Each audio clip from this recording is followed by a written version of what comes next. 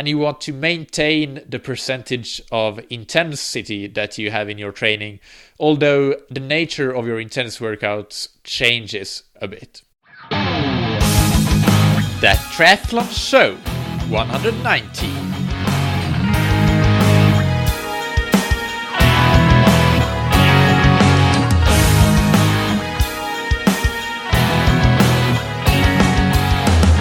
Hey, what's up everybody, and welcome back to another episode of That Triathlon Show, the podcast presented by scientifictriathlon.com. I'm your host, Michael, and on today's episode I discuss tapering and peaking for triathlon in another solo episode where I dive deep into the science, but also acknowledging right here from the start that this is more of an art than a science, to be honest. There's so much knowledge gaps here that we don't know. But there are things that we do know, and that's what we'll discuss as well.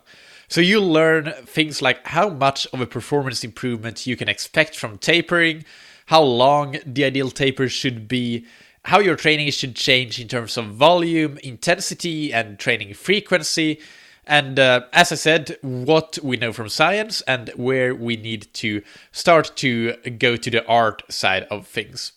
And I'll also talk about how to deal with multiple races, back-to-back races, or races that are within just a few weeks of each other. To make things very practical, I'll also give you an example race week training schedule. But first, this episode is sponsored by Precision Hydration.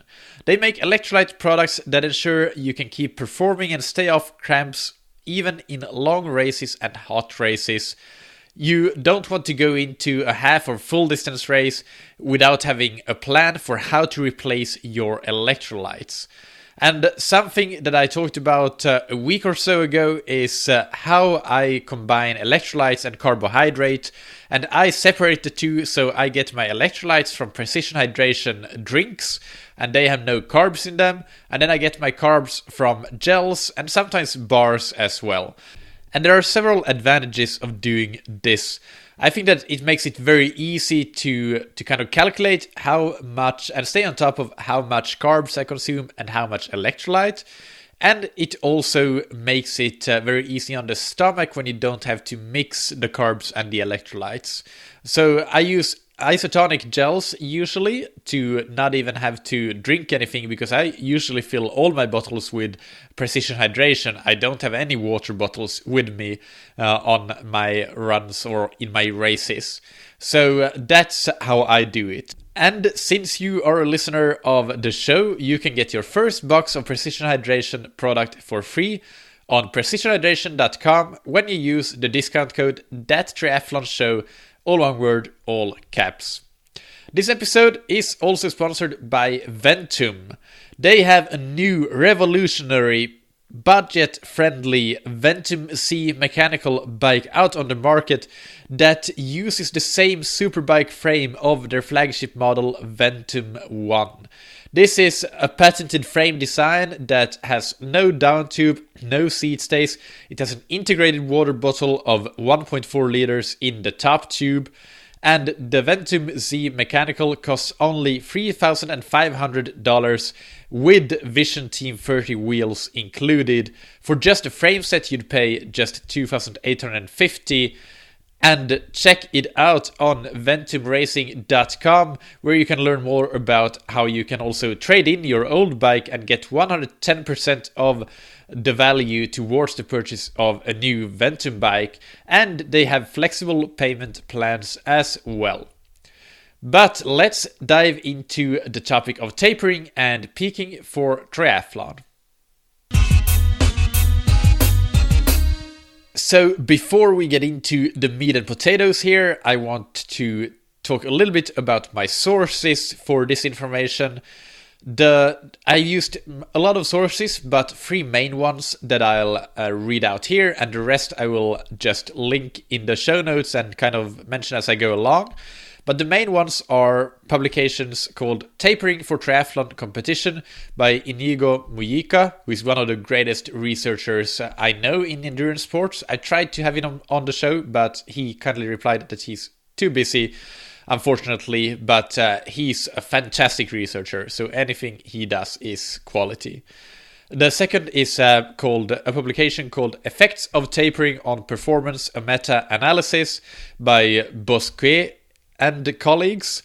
That is from 2007. The Mujica paper that I first mentioned is from 2011. But the meta-analysis kind of pooled all the available taper research and is very, very valuable for that reason. And finally, we have a publication called Peaking for Optimal Performance, Research Limitations and Future Directions by Pine and colleagues in the Journal of Sports Sciences in 2009. So that's and those will be linked to in the show notes, of course. Tapering. Most of you will know that the taper is the last period before your race where you reduce your training load, and that allows you to reach peak performance on race day because you have a reduced physiological stress and a reduced psychological stress as well. As training load decreases after a period of higher training load, that will get you to shed fatigue that you have accumulated, and when fatigue decreases, you allow your fitness to shine through. That is what is referred to as form, usually. You are race ready. And how much does this matter, really? Well, the scientific evidence points to an improvement of 2 to 3% from tapering, but there is a pretty large range with the results varying from 0.5% all the way up to 8%. But 2 to 3% seems to be the average and where it lands usually. So that's what you can count on, which is, it isn't huge, but it's definitely worth doing if you can get a 2 to 3% improvement. But I have to say personally that I was surprised that it's only 2 to 3%. I would have expected it to be a bit higher, like in the 5 to 8% region, really. But so that is a surprise to me, at least. The reasons for this improved performance is that VO2 max can actually increase during taper, which is possibly a result of increased blood volume and red blood cell production. And running and swimming economy both tend to increase due to either biomechanical or neurological factors, or both. And another important part of this is that your glycogen stores can increase by as much as 15%, which is very significant considering that they are kind of limited for athletes, and maintaining endurance for longer definitely becomes much more effective with those glycogen stores at higher levels. Basically, even for an Olympic distance, for Olympic distances and longer than that, those glycogen stores are very, very important. But there is a but, and that is individual variation. Tapering is more of an art than a science. There's no question about that. There are a lot of knowledge gaps in the science. So this is where an example of where having a coach really becomes invaluable. The individual variation comes from various aspects, like variations in how fast you recover and how fast you adapt to time zone changes and recover from travel if you're traveling to your race. There are individual variations in how much intensity you need during taper. For example, at a recent conference that I attended here in Portugal, where Malcolm Brown was keynoting, he mentioned Vicky Holland and Non Stanford as examples. And I'm not quite sure actually who was the one who wanted to really keep both the volume and intensity up almost to the same level as previously in the taper, and the other girl wanted to greatly reduce and rest a lot during taper, and especially get that intensity down quite a bit.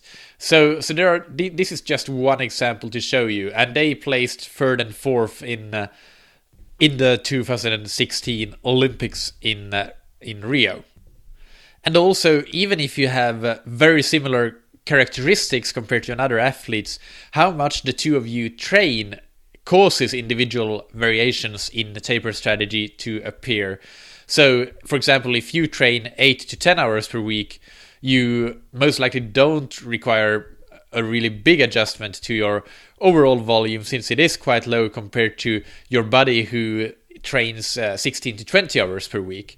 So there are a lot of things that makes this a very complex piece of the triathlon puzzle that needs to take the individual into account and just trial and error. It's a lot of trial and error, to be honest.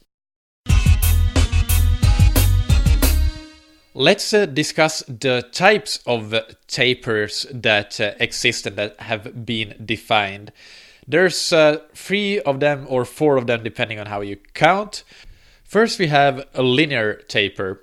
And that is, an example would be that if you have a 2-week taper, you drop the training volume by, for example, 20% 2 weeks before your race.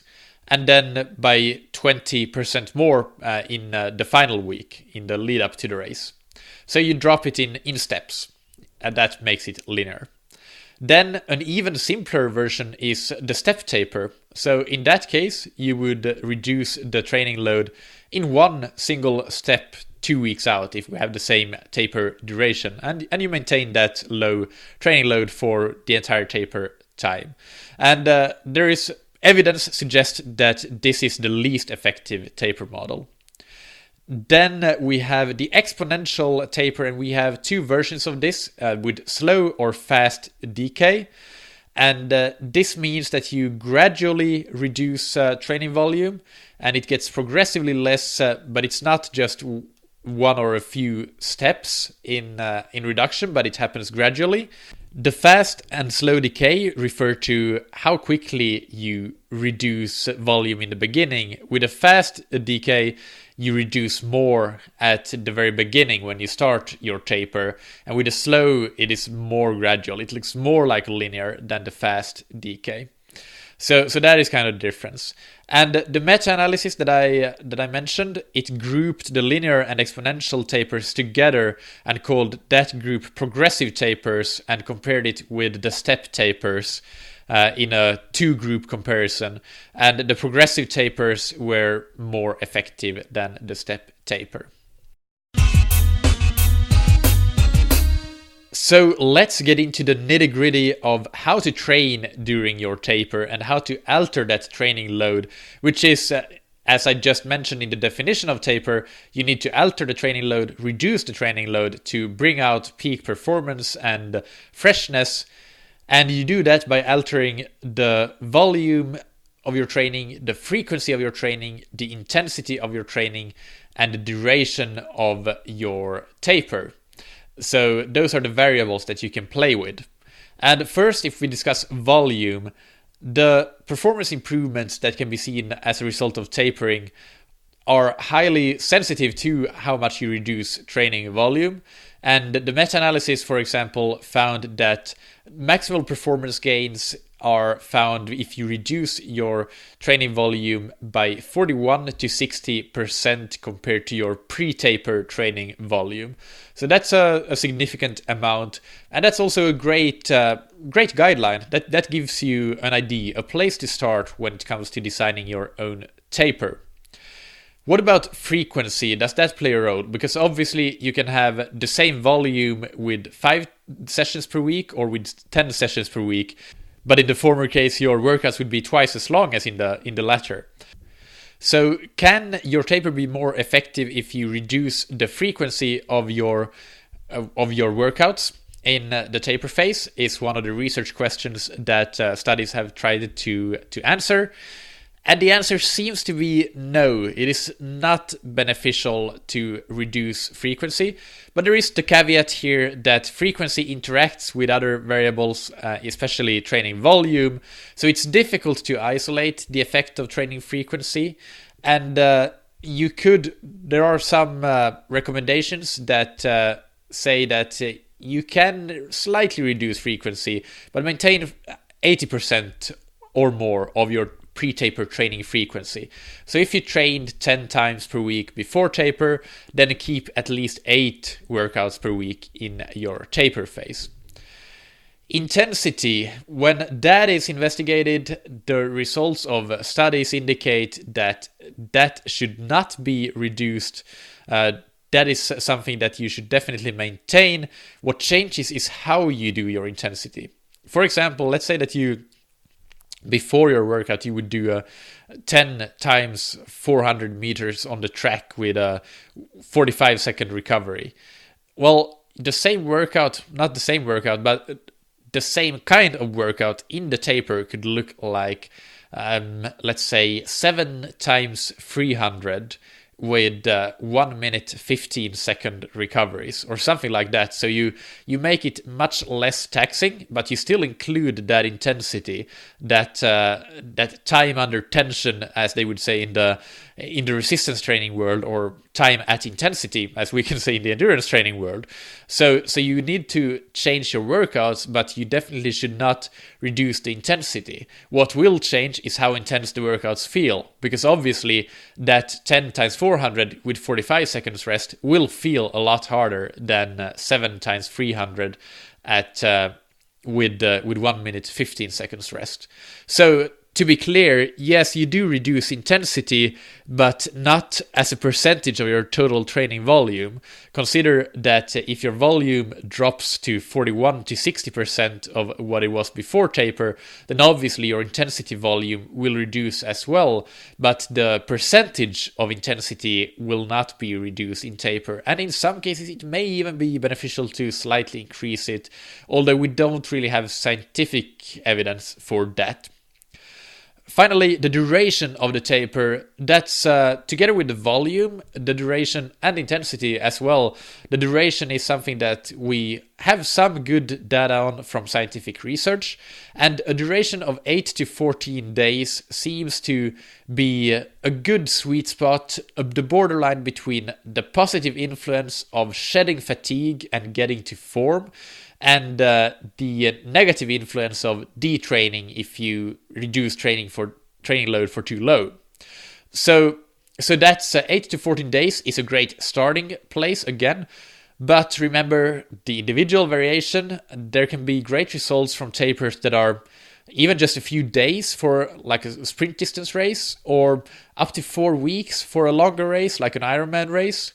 The variability here is really, really big. There's some interesting work as well, like with modeling, mathematical modeling, like the kind that you would see in Training Peaks when, for example, if you look at your performance management chart, but that have been done on tapering specifically, and the training performed immediately before the taper, in the pre-taper period, influences the optimal duration, which is logical, of course. But if you have a high training volume or intensity before taper, then that would require you to have a longer taper as well. So take that into account when you decide on your taper duration. So if you want to have a look at all of these results in detail, the p-values, the effect sizes, and the comparisons between groups, you should go and check out that meta-analysis by Bosquet and colleagues that I mentioned, and again, I'll link to it in the show notes and in the episode description. So if we go a bit deeper and discuss what we know about tapering within the different disciplines, then basically your training intensity should be maintained whatever sport it is. Whether it's swimming, biking and running, all taper studies have shown that intensity should be maintained. But how much the volume should change, that is kind of different between the swimming and the biking and the running. With the swim, that 41 to 60% that I mentioned has been shown to be optimal, but with the bike and run, the range is a bit wider, with 21 to 60%. Overall volume has still been shown to be in that 41 to 60% range, but you have a bit more leeway there with the bike and the run to reduce less if you should desire, and if that's something that works for you. Well, obviously you should always do what works for you anyway, but there's kind of a difference there. However, I should say here that these studies have often been done in elite or sub-elite athletes, so it is questionable whether you would need a larger taper reduction in swimming volume compared to biking and running, given that, at least in my experience, most age groupers don't train big volumes of swimming, but they may train big volumes of running and biking. So I'm not sure, to be honest, that these results apply to you. I would hesitate to say that unless if you're swimming 20 kilometers per week or more, then I can definitely see that a bigger volume of or reduction in volume would be needed in the swim. But other than that, I think that for the swimming, you don't need to decrease that by any more than biking and running. And the way that it's often done is that actually running is what is reduced more, and I haven't found any science backing this up. But this is something that you often hear coaches talk about, and you can experience yourself if you've ever done trained for a marathon or something, that the run is really, really taxing, and it takes long to recover from with all the impact. So there's a lot of advice out there that the run is where you want to start reducing volume the earliest, and you may want to reduce volume the most. So this is anecdotal evidence, mind you, but I think it's important to consider, and I think there probably is some truth to it, that running is actually for many triathletes, what you should decrease the most. And that's in most cases, it depends on the athlete, but in most cases that's what I tend to do as well when I design training programs and coach my athletes. And I already mentioned about the training intensity, how that changes with you would reduce the absolute amount of intensity. So for example, those 400 meter intervals becomes 300 or 200 meter intervals. The recoveries become longer. So the actual sessions may not be too hard, but you still accumulate some time at intensity. But another question that we could ask is, what kind of intensity should we be doing? In many training plans that you may see, the taper period has race pace intensity in it. But there is one specific study on this topic that compared tapering with race pace as the quality workouts with VO2 max intervals as the quality workouts. And they had the participants do a 10K run, both before the training. They had a block of training and then a taper, and then another 10K run. And then they tried to see how these runners improved in their 10K on different taper protocols. And they found that whether they did VO2 max type intensity or 10K race pace type intervals in their taper, they improved the same amount, basically, in the two groups. And that's something that I would advise that you can experiment with, see what works best for you, especially for Ironman athletes, as the goal race intensity is so low.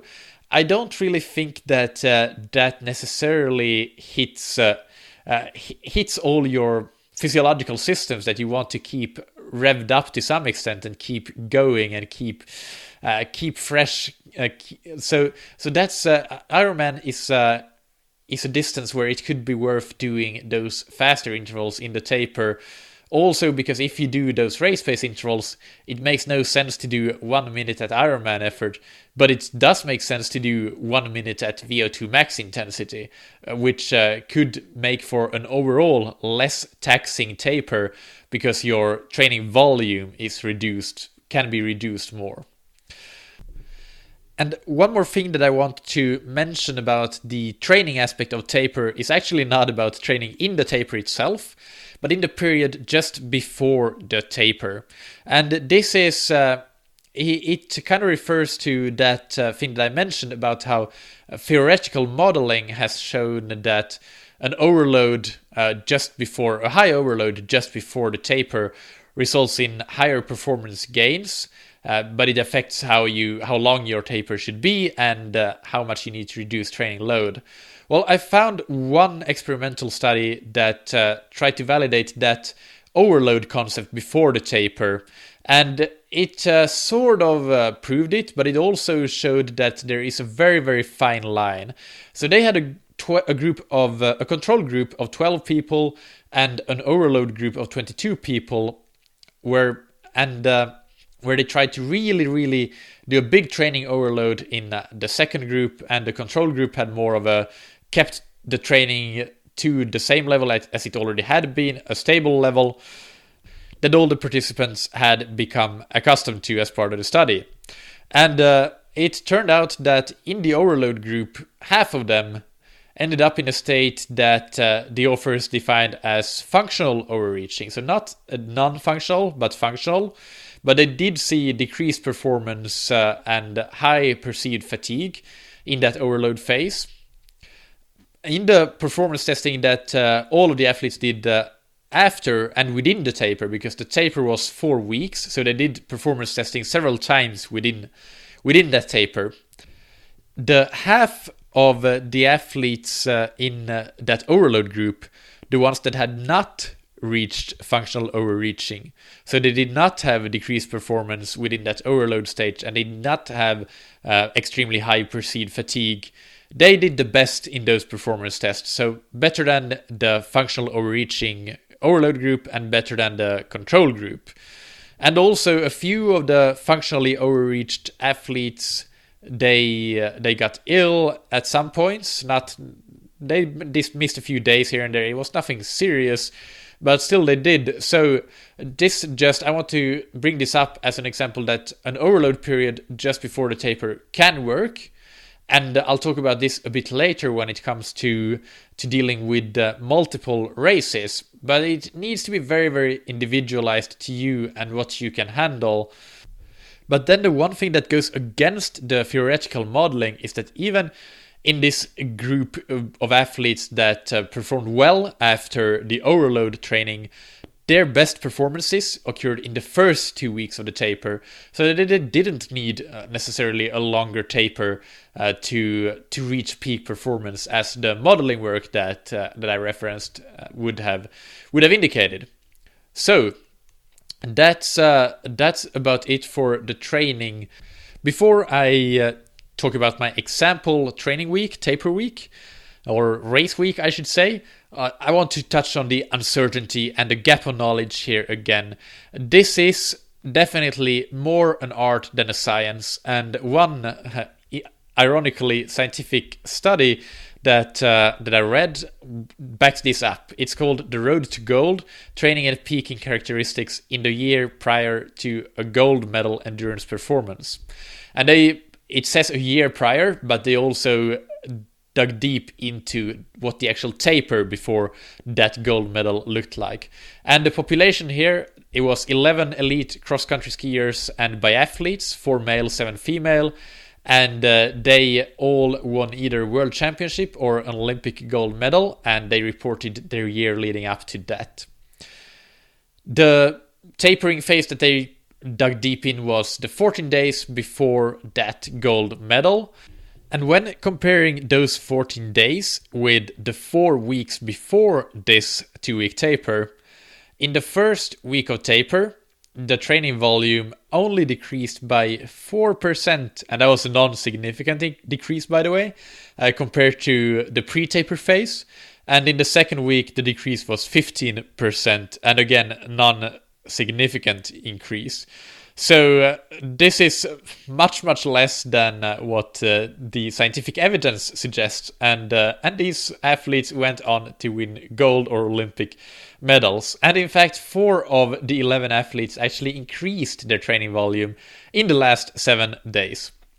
So some of the world's best endurance athletes are not following these practices, which just goes to show how much variability there is here.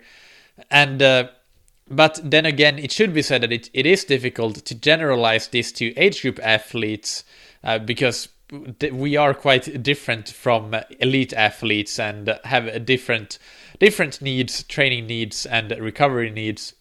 Plus, there is the slight complication that these cross-country skiing and biathlon athletes, they are racing in World Cup competitions on most weekends anyways, before big championships.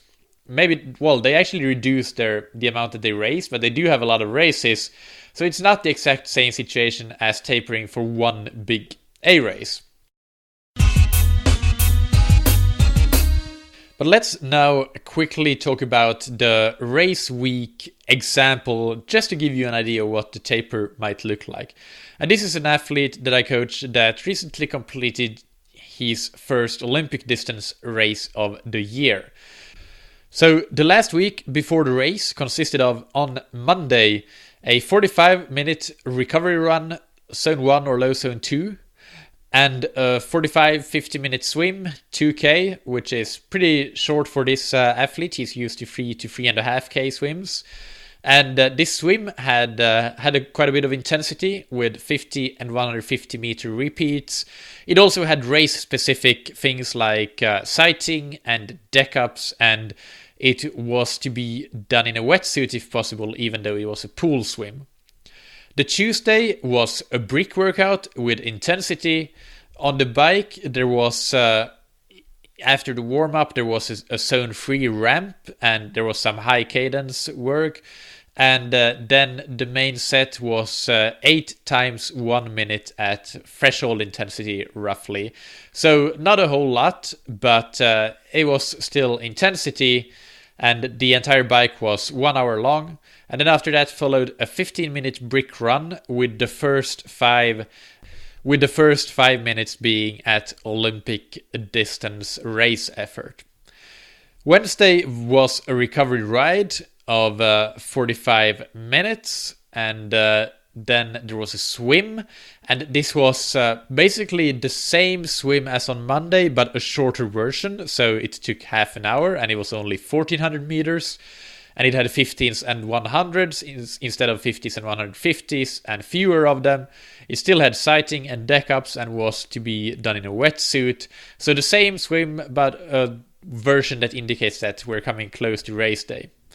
Thursday was just a run with 6 1-minute repeats at threshold effort or Olympic distance race effort. So this definitely went to the more the race pace direction than VO2 max direction, referring back to what we talked about where the two different versions of intensity were compared. So that was just a 30-minute run because the main set was so short. And by the way, the recoveries between 1-minute repeats was 2 minutes long. So this makes this workout very, very easy. And Friday was a rest day and a travel day. Saturday was had an open water swim of 15 minutes to get used to swimming at the venue, and it had some light intensity, some light builds, and just a few 25 meter sprints, I should say. And then there was just a gear check, a 15-20 minute bike ride, easy spin, followed by a 5-minute easy brick run. Just easy to get the blood flowing and be prepared for tomorrow's race. So that was basically it, and this is for an athlete that is used to train around 8 to 10 hours per week. So the entire volume here, I don't have it written down here, but it looks like it could be around about, let's say, 5 to 6 hours. Probably something like five and something. That's what I would say. So that gives you an example of what a taper week might look like, and definitely reduced volume, but still maintain intensity. But the intense workouts are not very hard because the time at intensity is lower, and there's longer recovery between the intervals. One specific piece of advice that I want to give you is that if you're a Training Peaks user, in your post-race analysis, definitely go and check what your CTL and TSB values were on race day, and try to correlate those with if you have a good or a bad race. Like, do you seem to have good races on a TSB of 5, or do you need 15? Or do you need 25? If it's an Ironman, you might need 25 of TSB to have a good race. So definitely be as particular analyzing your taper and what you had as you are analyzing the race itself. If you don't have a coach, then I highly recommend that you do this yourself. Go and check out episode 39 to learn more about that. And you need Training Peaks Premium, but it's definitely worth the investment. Okay, so let's talk a bit about what to do when you have multiple races in a short time span. This is where science really is lacking, because most taper studies investigate a big A race or a test performance, and everything is centered around that one day. But in the real world, you may have a number of races in a short time frame. And how do you deal with that? Well, first of all, again, this is where the art side of coaching and individual variation are the factors to weigh heavily. And having a coach is invaluable here, and doing a proper analysis if you are self-coached and really paying attention, investing time in getting to know yourself and how you respond. There is one study that I think is pretty interesting, so I'm going to tell you a bit more about it here. It's called Short-Term Performance Peaking in an Elite Cross-Country Mountain Biker, and it's by Bent Rønnestad, so it's another great Norwegian endurance study. They do a ton of those, especially in polarized training, but that Olympic gold medal study is also Norwegian, as you probably guessed already. Anyway, this case study investigates how having a 7-day overload period of really high intensity training daily, followed by a 5-day taper. That was a step taper, so they brought it right back down to a much lower level. And this athlete had a race 1 week, and then we don't really know how he was training the week after the race. But then the following week, so on day 7 or day 8 after the race, he started with that daily high-intensity interval training, and then the week after that, he started with his taper. They did all sorts of baseline measurements, and they measured that in the overload week, and they also measured it in the taper weeks. These were like muscle activation and VO2 max and power output at certain sub-maximal blood lactate concentrations, a number of things.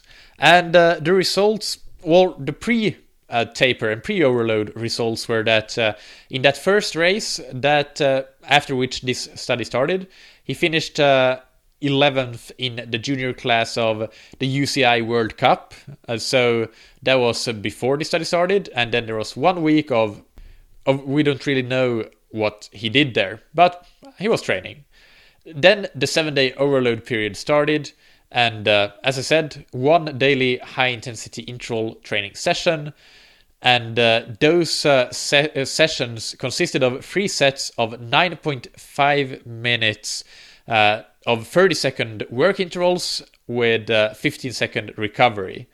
And between those sets of 9.5 minutes, he had 3 minutes of recovery in between sets. And the aim was to achieve the highest possible average power across all 3 sets.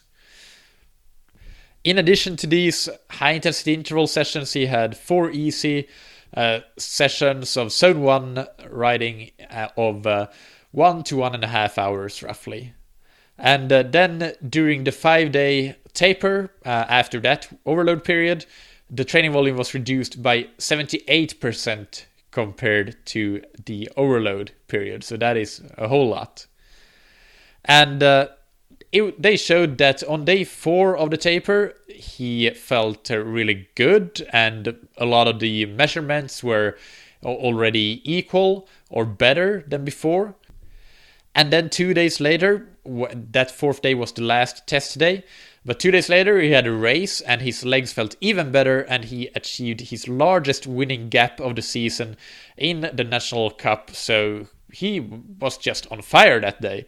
So this is an interesting example of how you can have 1 week of, well, we don't really know again what he did, but nothing too intense, I guess, or too hard the week after the race. But then 1 week of really heavy overload, and then 1 very sharp taper, and use that to have a great performance 3 weeks after the first race.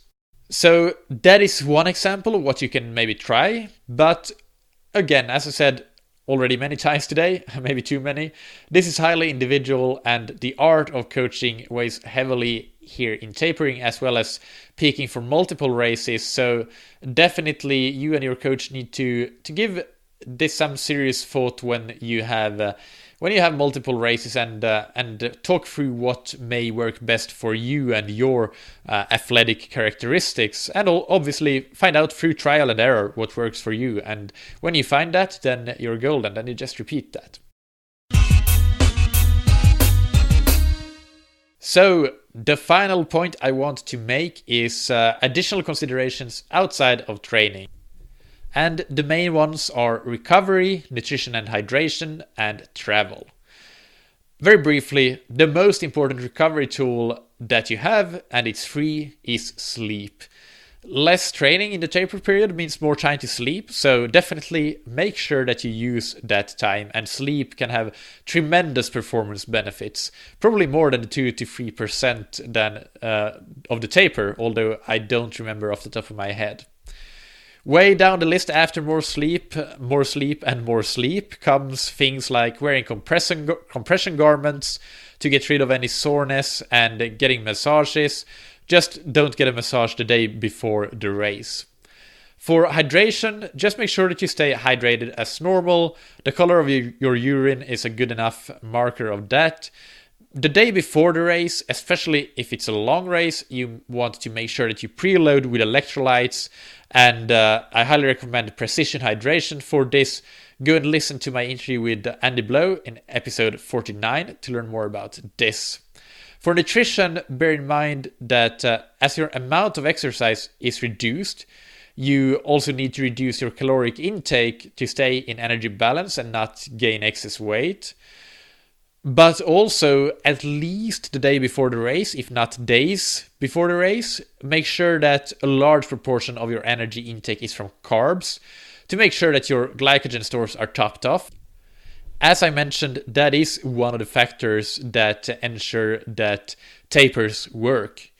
So science has proven now that the old school carb loading, where you first go in a carb depletion phase and then a pretty long carb loading after that of 4 days or so, that's not necessary. But 2 days, depending on the race that you do. If it's an Ironman, I would recommend 2 days.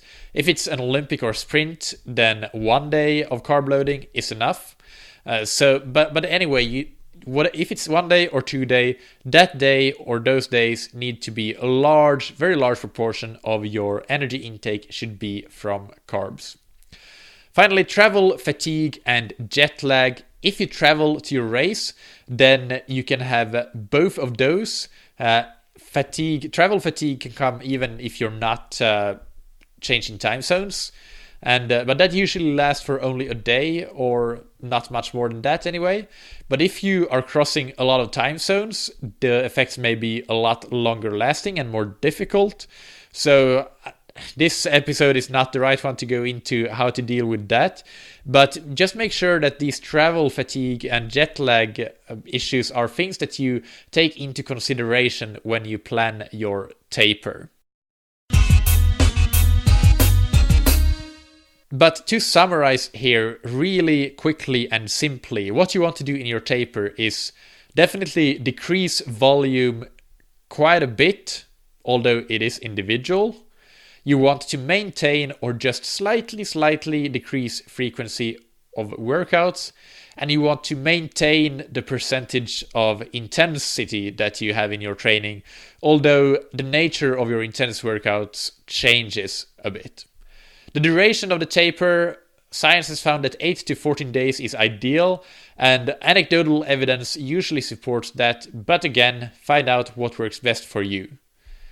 The shape of the taper, an exponential decay fast taper is potentially the best one, which means that you reduce quite a bit, let's say 2 weeks out, and then you gradually reduce more and more and more, but it gets less compared to the biggest decrease is at the beginning of that taper period.